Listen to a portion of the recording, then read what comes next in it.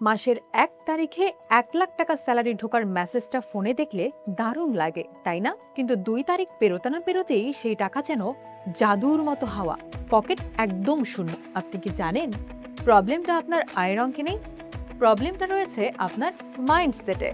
আজ জানবো ওয়ারেন বাফেটের সেই বিখ্যাত ওয়েলথ ফিলোসফি, যা আপনার এই শূন্য পকেটের রহস্য ফাঁস করে দেবে।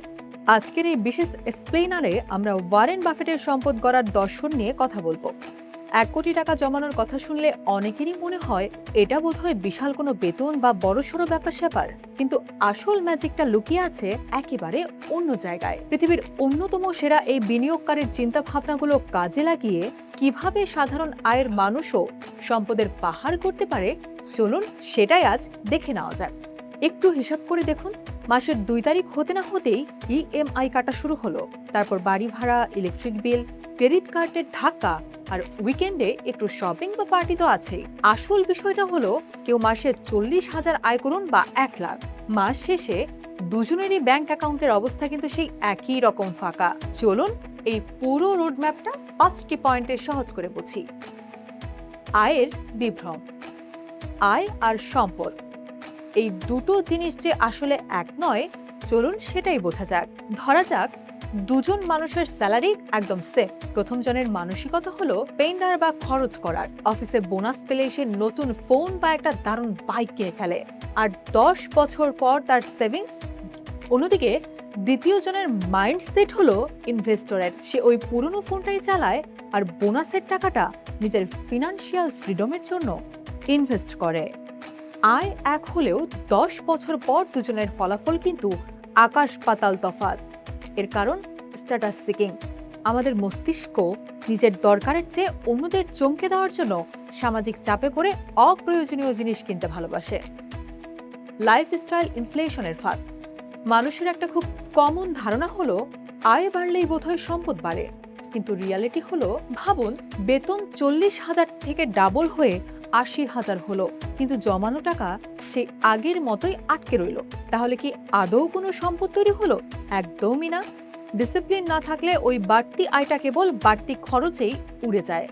ইনকাম বাড়ার সাথে সাথে সমাজের প্রত্যাশা বাড়ে। আমরা হয়তো আর একটু বড় ফ্ল্যাট বা আননেসেসারি কিছু সাবস্ক্রিপশন নিয়ে ফেলি। ওয়ারেন বাফেটের একটা দারুণ কথা আছে এখানে। তিনি বলেন, খরচ করার পর যা বাঁচে তা সঞ্চয় করো না, বরং সঞ্চয় করার পর যা বাঁচে তা খরচ করো। কম্পাউন্ডিং এর আসল ম্যাজিক।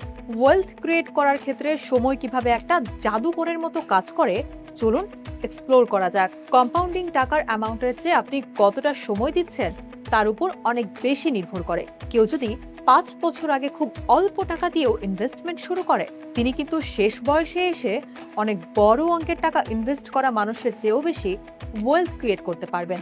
তাই শুরু করার বেস্ট টাইম কিন্তু আজ, এই মুহূর্তেই। বুদ্ধির চেয়ে কেন আচরণ বেশি জরুরি? দারুণ বুদ্ধিমান অনেকেও কেন শেয়ার মার্কেটে সব হারিয়ে বসে আছেন? চলুন দেখি। যখন মার্কেট ক্র্যাশ করে, একজন হয়তো অ্যাপে লাল রং দেখে প্যানিক করে সব লসে বেচে দেয়। এটাকে সাইকোলজির ভাষায় বলে লস অ্যাভারশন। আমাদের ব্রেন লাভের আনন্দের চেয়ে হারানোর ব্যথায় বেশি রিয়াক্ট করে, কিন্তু একজন সফল ইনভেস্টর একদম শান্ত থাকেন। ওয়ারেন বাফেট বলেন, শেয়ার মার্কেট হলো এমন একটা জায়গা যেখানে ইমপেশেন্ট বা অধৈর্য মানুষদের পকেট থেকে টাকা ধীরে ধীরে পেশেন্ট বা ধৈর্যশীল মানুষদের পকেটে চলে যায়। শৃঙ্খলার বা ডিসিপ্লিনের আসল ক্ষমতা।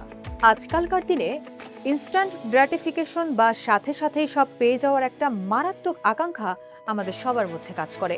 মানুষ ওই বোরিং এসআইপি আর ধীরে ধীরে টাকা জমানোর রাস্তা ছেড়ে দিয়ে ক্রিপ্টো বা ডে ট্রেডিং এর দিকে ছোটে, রাতারাতি বড়লোক হওয়ার আশায়। আর এই শর্টকাট খুঁজতে গিয়েই ফিউচারের বড় প্রফিট থেকে হাত ধুয়ে বসে।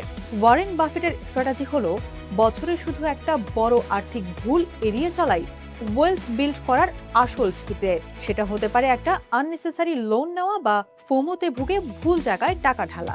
চলুন ২৫ বছর বয়সী দুজনের একটা ২০ বছরের টাইমলাইন একটু কল্পনা করে নেই। প্রথম ৫ বছর দুজনের জীবন একদম সেম মনে হবে, কিন্তু ১০ বছরের মাথায় দুজনের সম্পদের তফাৎটা পরিষ্কার হতে শুরু করে। 15 বছর পর একজনের ওই জমানো টাকা তার হয়ে কাজ করতে শুরু করে দেয়, আর অন্যজন তখনও পুরোপুরি বেতনের উপর নির্ভর করে বেঁচে থাকে। 20 বছর পর একজন পেয়ে যায় সম্পূর্ণ ফিনান্সিয়াল ফ্রিডম, আর অন্যজন শুধু মাথা চুলকে ভাবে, এতগুলো বছর চাকরি করলাম ভাই, টাকাগুলো গেল কোথায়? 1 কোটি টাকা কোনো ম্যাজিক লটারির টিকিট নয়, এটা হলো একদম সঠিক মাইন্ডসেট আর দারুণ ডিসিপ্লিনের একটা রেজাল্ট। সম্পদ প্রথমে কিন্তু ব্যাংক অ্যাকাউন্টে নয়, তৈরি হয় আমাদের চিন্তা ভাবনায়। তাই পরের বার টাকা খরচ করার আগে নিজের মাইন্ডসেটের দিকে একবার অবশ্যই খেয়াল করবেন।